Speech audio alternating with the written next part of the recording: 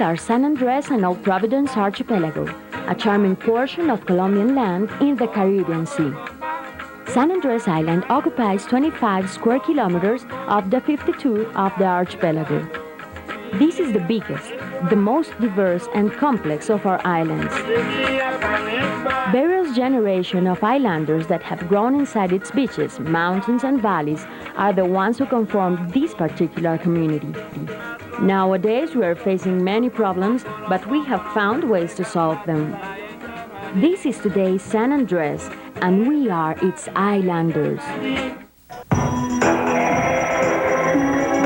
This is not James Bond. This isn't James Bond either. Nor this. This is James Bond.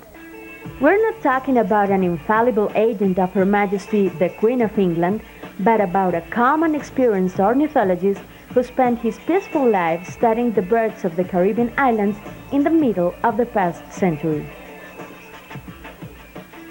He was born in England, and there is not much information about his life. Only a couple of things. That he was the author of the book Field Guide to the Birds of the West Indies, and that his calm life was definitely interrupted when Ian Fleming, a British writer, stole his name to name the famous agent we all know about.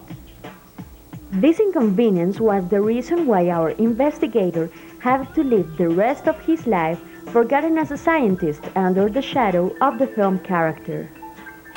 The most interesting thing about this story is that James Bond was in San Andres during the 5th version of George Vanderbilt's expedition on a journey through some Caribbean islands observing birds.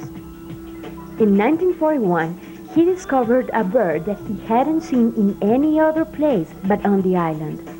Proud of his discovery, he published the finding of a bird that only lives in San Andres Island and named it Vireo caribeus.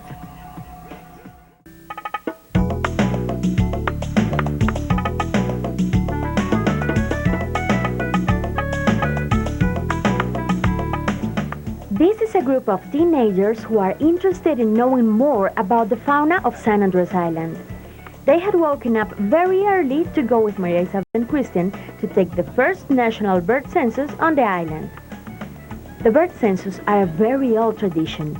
In many parts of the world, during December, a group of bird lovers get together to go across their lands counting as many birds as they can in one day.